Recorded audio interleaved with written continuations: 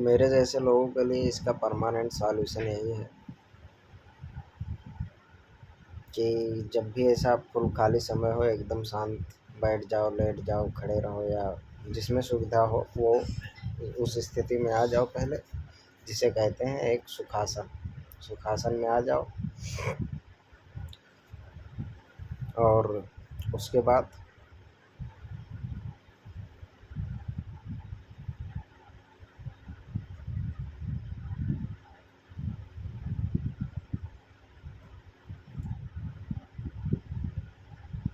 अपनी सांस पर ध्यान दो। सांस कैसे भीतर जा रही है, कहाँ कहाँ तक फील कर पा रहे हो, गले तक, गले के बाद वो गायब होने के बाद कहाँ जाती है, खून के साथ ऑक्सीजन बन के, और वो क्या करती है, ये सब समझने की कोशिश करो। पढ़ के फिर उसको अच्छे से सब प्रॉपर समझने की कोशिश करो, या ऐसे ही सांस पे ध्यान दो, विचार उचार ख़त्म करके। पहला चीज़। फिर दूसरी चीज़, जो किसी को भी ऐसे उठा लो, जैसे फ़िलहाल में मैं मैडम को अपने ले लेता हूँ, उनसे तारतम्य जोड़ने की प्रयास करो कि मतलब जैसे मुझे बिल्कुल भी पता नहीं है कि वो इस समय कहाँ है,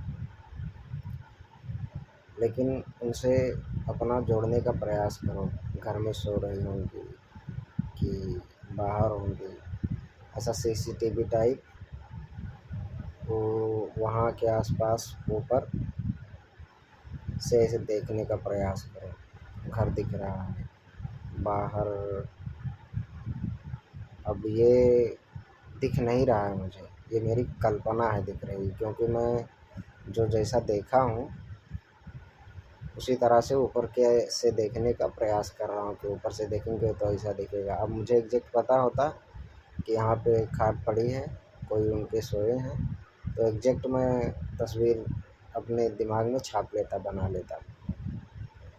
लेकिन एक यौगिक प्रक्रिया है जो मतलब शरीर यहीं रहे, आत्मा या प्राण से जाके असली में, मतलब ऐसा खाली फेक स्टोरी नहीं या खाली दिखाने के लिए नहीं, असल में आत्मा जाके कहीं भी घूम के किसी से भी मिल के आ सकती है और फिर शरीर में आ जाती है। तो वो वाले रास्ते पर ध्यान करो। कोई है नहीं, सदगुरु जैसे होते तो मार्गदर्शक मेरे, और मैं उनसे कनेक्ट कर पाता तो मिल लेता डायरेक्ट और ये सब सीखने का प्रयास करता। लेकिन अब कोई है नहीं, उतना पैसा नहीं, समय नहीं, व्यवस्था नहीं, सुविधा नहीं, तो इसके लिए खुद से ही यही ट्राई करो कि मान लो मैं यहाँ से निकला तो एक क्षण क्षण भर लगता है कहीं भी पहुँचने के लिए। कृष्ण लीला में या कहीं पे भी वो तो समय लगाए हैं ऋषि के पास जाके मिल के आने के लिए। फिर कृष्ण जब सीखने जाते हैं उनके गुरु के पास, संदीपनी के, तो फिर वो बोलते हैं भूल जाओ, मतलब उनको सब भुला देते हैं। वो भी मायापति ही है, समझ लो, वो खुद उनको बुलवा देंगे, वो क्या बुलवाएंगे। लेकिन ऐसा दिखाया गया है, तो चलने में समय लग रहा है, ऐसा नहीं होता है। क्षण भर में मैं उस घर के ऊपर सीसीटीवी लगा के पूरा घर देख रहा हूँ, वो आस-पास के सब घर देख रहा हूँ। अब एग्ज़ैक्ट मैं पता ये नहीं कर पा रहा हूँ कि वो कहाँ पे हैं। शायद वो एकदम उस धारा से, उस तरंग से एग्ज़ैक्ट मैं प्रॉपर कनेक्ट नहीं कर पा रहा हूँ, इसके लिए। अगर उनके तरंग से प्रॉपर कनेक्ट कर लूँ तो मैं डायरेक्ट उनको उठा के बैठा भी सकता हूँ, जहाँ पे भी वो सोई हों। यहीं से बुलाऊँगा, वो सुन लेंगी। ये सब चीज़ जानने का, समझने का प्रयास करो। या मान लो अभी शांत हो तब इतना ये सब सोच रहा है, ऐसा अगर ना रहूं तो भी इतना तो कर ही सकता हूँ, कहीं पे भी भीड़ भाड़ का कहीं पे भी हूँ,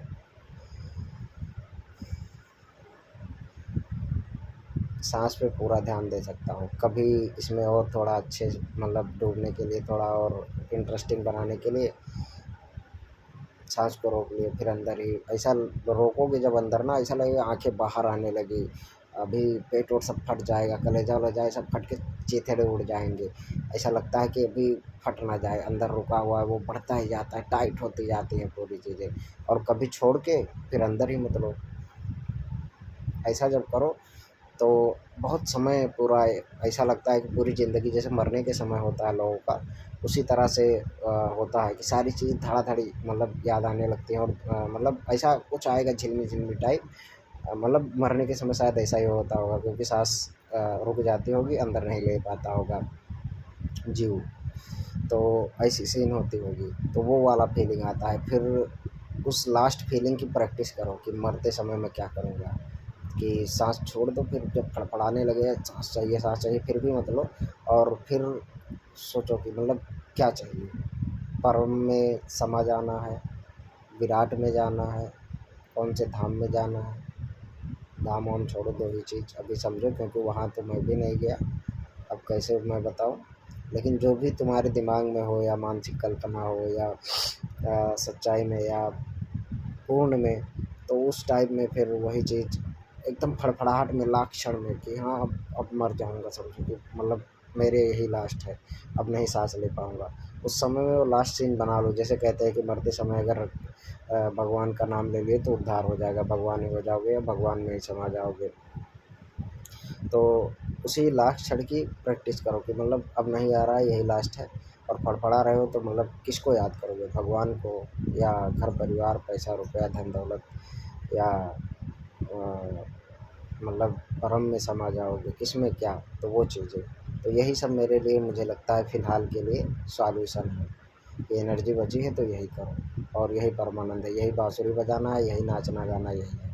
क्योंकि जब तक शारीरिक हो रहा है तब तक हो रहा है, फिर ये चीज़ करो, इससे ऊर्जा ऊपर आएगी और तारतम्य जुड़ने लगेगा और ऊर्ध्वगामी बन जाएगी ऑटोमेटिक। चलो।